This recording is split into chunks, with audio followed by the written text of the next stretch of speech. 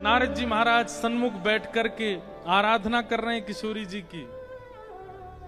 और किशोरी जी की आराधना वंदन करने के बाद अपनी जटाओं को किशोरी जी के चरणों से स्पर्श कराने के बाद नारद जी धीमे से किशोरी जी के पल्ले में झांक के देखते हैं और भाव से कहते हैं, हे कृष्ण मनोहारिणी। और जैसे ही कहा कृष्ण मनोहारिणी, अभी 7-8 दिन की हैं किशोरी जी, ज्यादा आयु नहीं है, बहुत छोटी सी हैं। लेकिन जैसे ही कृष्ण मनोहारिणी शब्द सुना, मधुर कमल जैसे नेत्र किशोरी जी के खुलने लगे और धीमे से नेत्र खोल करके मधुर मुस्कान करने लगी, छोटे छोटे हाथों से करताल बजाने लगी, इतनी प्रसन्न हो गईं। कृष्ण मनोहारिणी का अर्थ क्या है?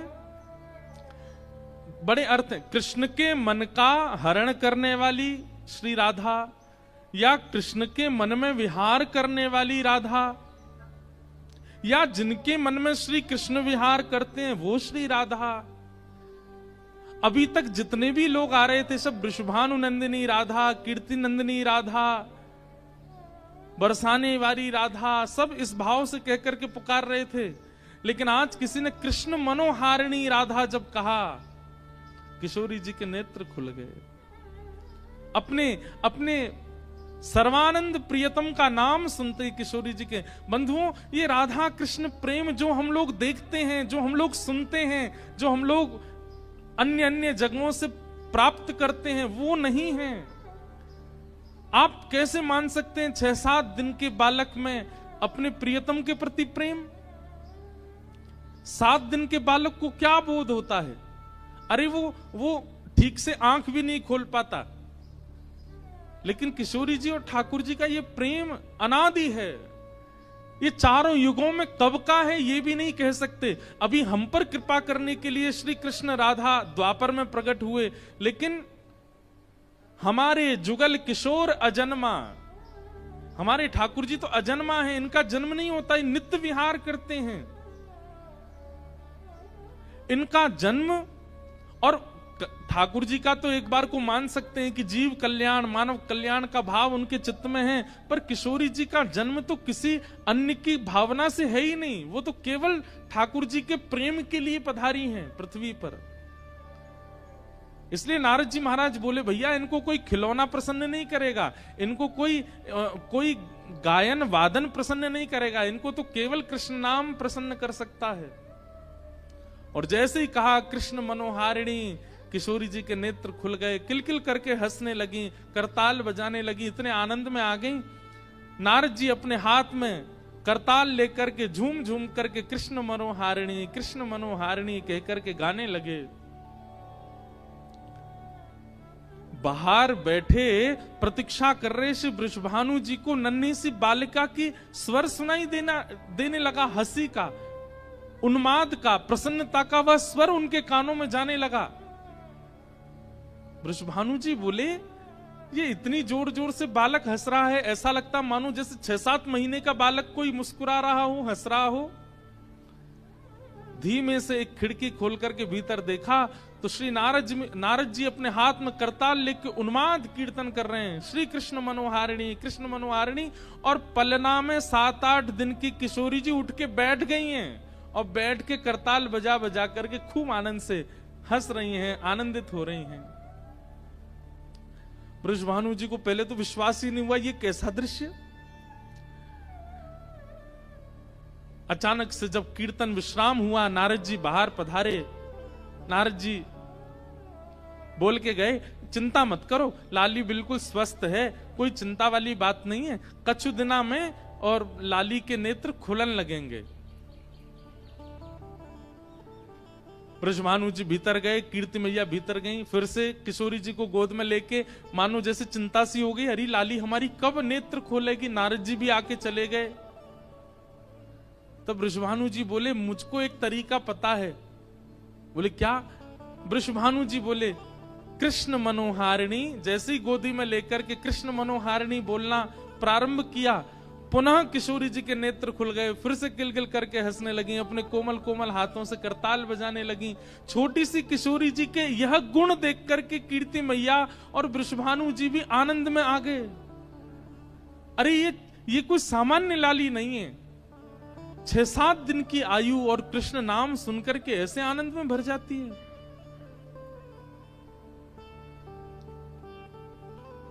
ऐसी हमारी किशोरी जी, कृष्ण नाम बहुत प्रिय है, कृष्ण शब्द बहुत प्रिय है श्यामा जी को। पूरे ब्रजमंडल में उत्सव मन रहे हैं। एक जगह वर्णन आता है कि किशोरी जी की जो दाई, मतलब जिन्होंने किशोरी जी को जन्म के समय कीर्ति मैया के पास रह करके दाई मैया होती है, जिन्होंने जन्म दिया, वो दाई मैया कौन थी? वो दाई मैया ही इतनी सुंदर थी कि उनको देख करके सब बरसाने के लोग चकित रह गए।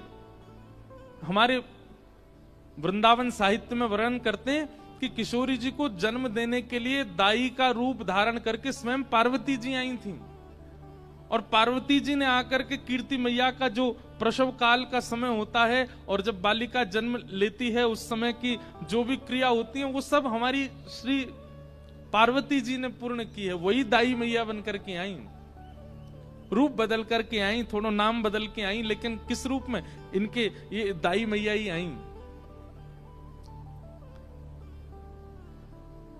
महादेव के मन में आयो कि आप तो दर्शन करके आ गई, अब हमारी बारी है दर्शन करवे की। आहा,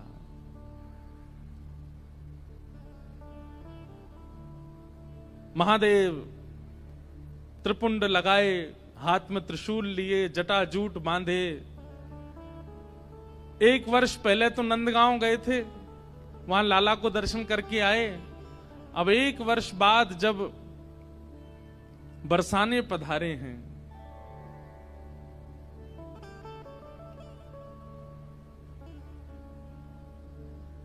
द्वार पर जोगी आया है। हे मैया तोरे द्वारे बाला जोगिया आयो, बाला जोगिया आयो। हे मैया तोरे द्वारे, हे मैया तोरे द्वारे बाला जोगिया आयो, बाला जोगिया। एक जोगी आयो है, और जोगी को देख करके सब सखियां दौड़ी, कीर्ति मैया से जाके बोली, मैया एक जोगी आयो द्वार पे, अंग भभूत गले मुंडमाला, श्रृंगी नाद बजायो। हे मैया तोरे द्वारे बाला जोगी आयो। कीर्ति मैया बोली, खूब सारे रत्न दे दो, खूब सारे आभूषण दे दो। तभी एक गोपी बोली, मैया ये गलती मत करियो, यही गलती नंदरानी यशोदा ने करी। बोले कैसी गलती? बोले उनने भी लाला को दर्शन नहीं करायो और रत्न आदि देकर के भेजनो प्रारंभ कियो। ऐसो रोयो कन्हैया, ऐसो रोयो कन्हैया, कोई तो शांत नहीं भयो। फिर वह बाबा को भीतर ही बुलानो पड़ो, और यही बाबा ने जाय करके ऐसो मंत्र फूंको, लाला आज तक अला बलांते दूर रहे। इतने बड़े बड़े राक्षस आ जाएं फिर भी लाला को कोई बाल बांको ना करे। अरे पूरे गोकुल में तो यही हल्ला है कि यही बाबा की बभूति ते ही लाला की रक्षा होवे। मैया हमारी लाली ऐसी सुकुमारी जन्मी है, आप या बाबा को बाहरते बाहर मत जान दो, भीतर बुलाए लो, और या जोगी बाबा ते ने लाली के बारे में पूछ लो। आहा बंधुओं, महादेव सतत राम नाम जपते हैं, ये तो सबको पता है, पर महादेव के कंठ में, महादेव के हृदय में, महादेव के चित्त में सदा श्री किशोरी जी का गुणानुवाद चलता रहता है, ये हमारे ब्रज के लोग ही जानते हैं। राधा कृपा कटाक्ष स्तोत्र का निर्माण स्वयं महादेव ने किया है। महादेव भीतर पहुंचे, जैसे ही किशोरी जी का दर्शन किया, नेक सी लाली को देख करके महादेव तो मंत्र मुग्ध हो गए। अपने डमरू का नाद करने लगे, वहीं नृत्य करने लगे। और किशोरी जी ने जैसे ही देखा महादेव को नृत्य करते हुए देख, महादेव को किशोरी जी आनंदित हो गईं, खिलखिल करके हंसने लगे। कीर्ति मैया ने कही, हे जोगी बाबा आप आए हो, मेरी लाली के बारे में कुछ बताओ ना। मेरी लाली को ब्याह कब होएगो और कौन ते होएगो। मुझे तो अभी ते चिंता लगे, ऐसी सुकुमारी ऐसी प्यारी लाली मेरी, या को भरतार कौन होएगो। महादेव जोर से हंसने लगे और हंस करके नेत्र सजल करके बोले, मैया तुम काई को चिंता करो, अरे पूरे विश्व को भरतार, पूरे विश्व को पालनहार तुम्हारी किशोरी, तुम्हारी लाली के चरणन को दास है, तुम्हारी लाली के चरण में पलोटो रहेगो।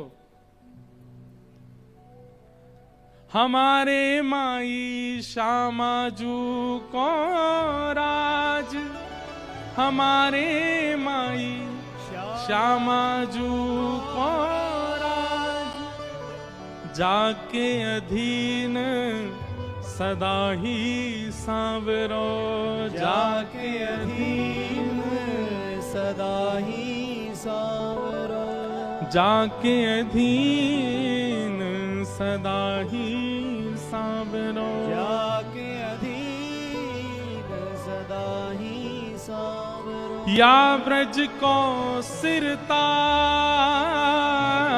या ब्रज को सिरताज, हमारे माई श्यामाजू को राज, हमारे माई श्यामाजू को राज। मैया पूरे विश्व को भरतार, पूरे विश्व को भरण पोषण करवे वारो आपकी लाली के सदा चरणन को दास है। आहा, कृष्ण जिसकी आराधना करते हैं, परब्रह्म जिसकी आराधना करते हैं, उनका नाम है राधा। मैया तुमको चिंता करने की आवश्यकता ना है, तुम्हारी लाली तो और मैया मैं तुम्हें ज्यादा बात बताऊंगा तो फिर तुम समझोगी नहीं। या लाली को तो नित्य विवाह है चुको है, या को विवाह करने की आवश्यकता नहीं पड़ेगी, या को तो नित्य विवाह है चुको है। ये तो जीवात्मान पर कृपा करवे के लिए और बड़े प्रेम के समुद्र को प्रस्तुत करवे के काजे जन्म भयो। लाली को तो ब्याह है चुको, ये तो नित्य विवाहिता है। कीर्ति मैया बोली, बाबा मोह तो तेरी बात पल्ले नहीं पड़ रही, का कह रहो मेरी लाली नित्य विवाहिता है। बोले बाबा, बोले मैया तुम नहीं समझोगी, तुम नहीं जानोगी।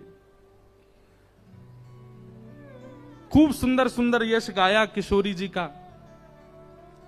कीर्ति मैया बोली, बाबा कछु मांग ले, इतनी दूर ते चल के आयो, कछु ले ले मुते।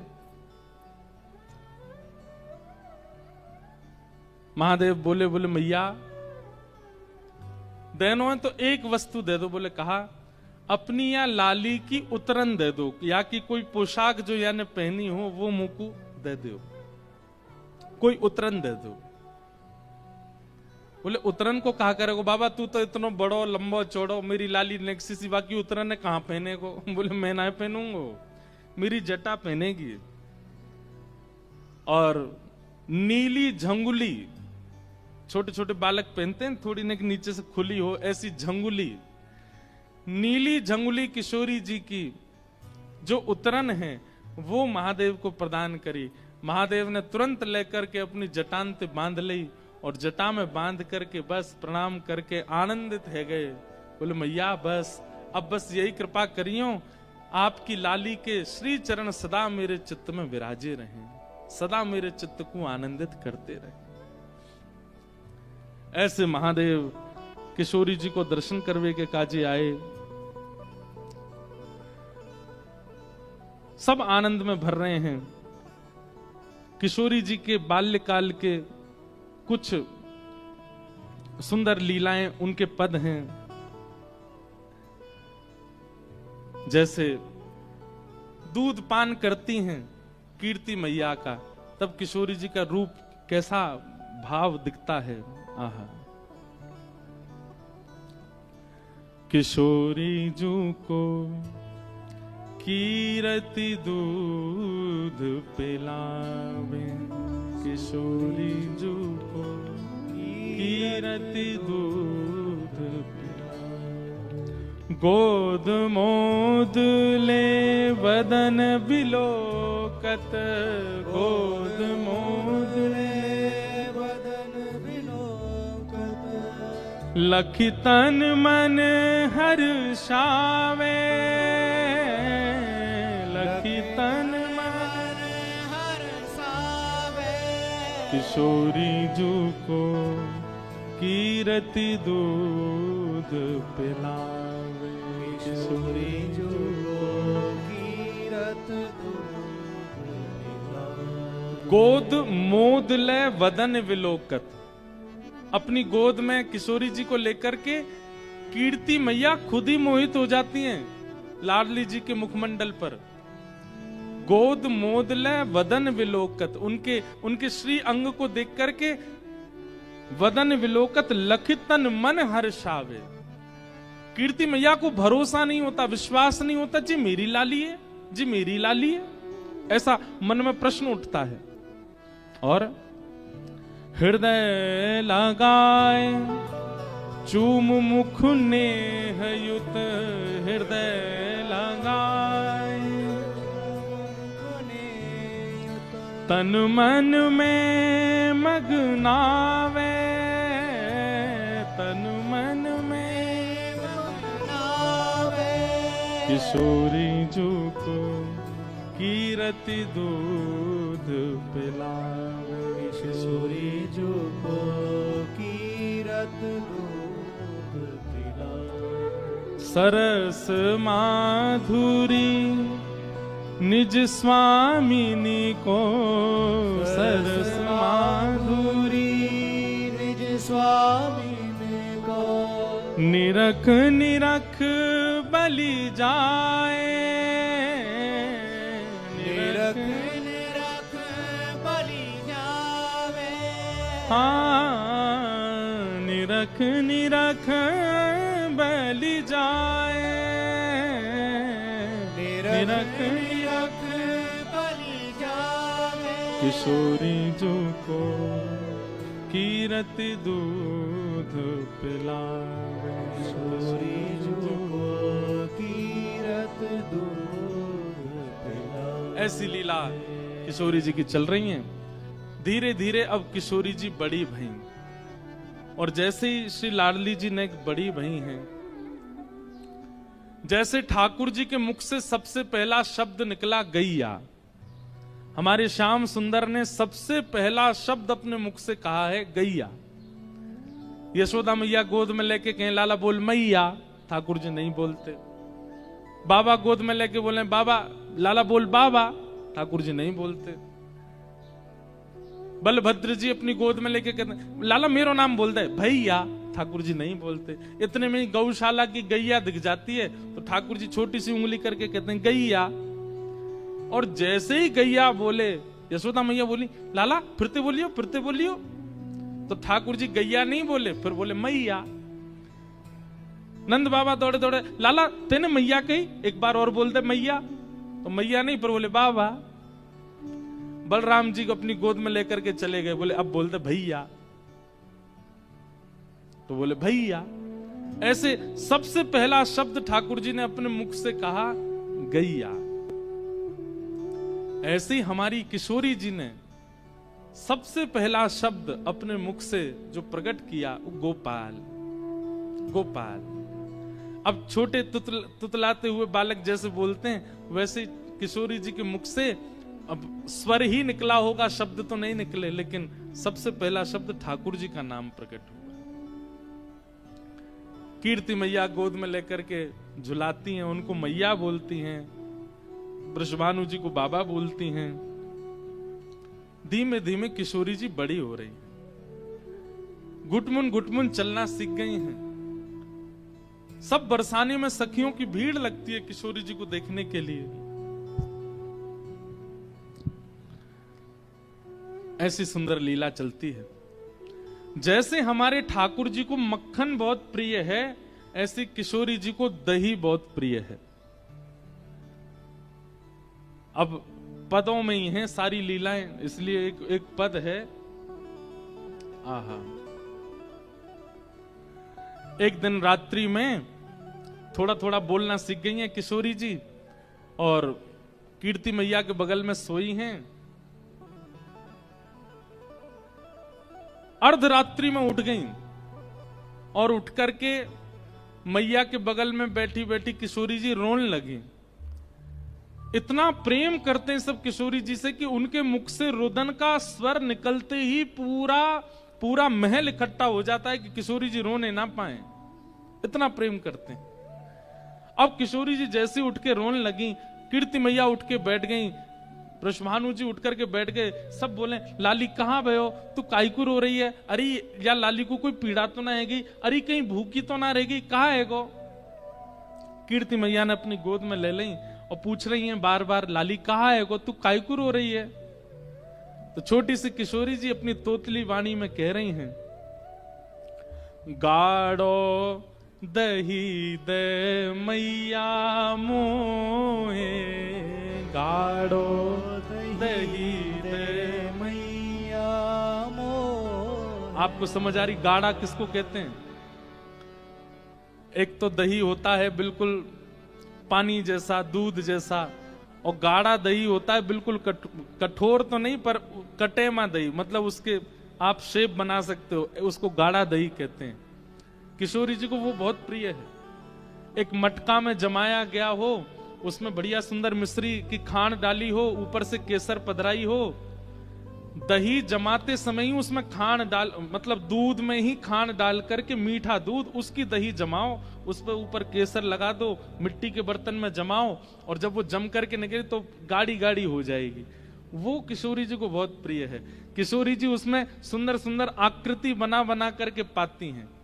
तो किशोरी जी क्या कह रही हैं? गाढ़ो दही दे मैया मोए, गाढ़ो दही दे मैया मोहे।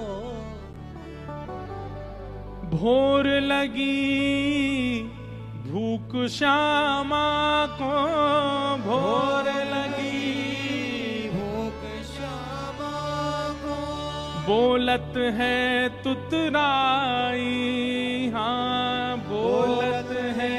तुतराई। कहाँ बोल रही हैं? गाढ़ो दही दे मैया मोए, गाढ़ो दही दे मैया मोहे। सोए रही कीरत रानी जहां, सोए रही कीरत रानी जहां, मचल देत है जगाए श्यामा, मचल देत है जगाए श्यामा। गाढ़ो दही दे मैया मोए, गाढ़ो दही दे मैया मोहे। कीर्ति मैया उठ करके बोली, लाली अभी तो भोर भी ना भई, अभी तो रात है रही है, और नेक देर पहले ही तो तू खा पी के सोई है, इतनी जल्दी उठ करके और इतनी रात में दही खावे ते घरों बैठ जाएगो, शरीर की प्रकृति बिगड़ जाएगी, ऐसा ना करो करें। और नेक सबर कर ले, नेक सूर्य उदय है जाएगो, नेक भोर है जाएगी तो मैं तुमको खवाए दूंगी। किशोरी जी जिद कर रही, ना मुझे तो अभी पानो है, मुझे तो अभी खानो है। कीर्ति मैया बोली, इतनी जिद काय को कर रही है, कहा बात है, इतनी रात में तुमको दही काय को चाहिए? तो किशोरी जी बता रही हैं कि क्यों इतनी जल्दी पाना है। क्या कह रही हैं? श्री दामा जो जाग जई है, श्री दामा जो जाग गई है। किशोरी जी के बड़े भैया हैं श्री दामा, भगवान के परम सखा, कीर्ति मैया के बड़े पुत्र हैं श्री दामा, और फिर उनके बाद किशोरी जी। तो किशोरी जी कह रही हैं, श्री दामा जो जाग जई है, श्री दामा जो जाग गई है। ले गो सब खा लैया, ले गो सब खा लैया। मैया मैं आधी रात में यहाँ हमारे दही मांग रही हूँ, क्योंकि सवेरे सवेरे श्री दामा उठ जाएगो और उठ करके सबरो दही खा जाएगो, मेरे काजे बचेगो ही नहीं, और छोड़ेगो भी तो कौन सा छोड़ेगो? किशोरी जी को वही चाहिए, गाढ़ा दही। अब श्रीदामा पहले ही खा जाता है तो बाकी का दही पूरा गाढ़ा बचता नहीं है, वो तो पतला पतला दही बच जाता। किशोरी जी को वो नहीं चाहिए, गाढ़ा दही चाहिए। श्रीदामा जो जाग जई है, श्रीदामा जो जाग गई है, ले गो सब दही खैया, ले गो सब दही खैया, मोए गाढ़ो दही दे मैया मोए।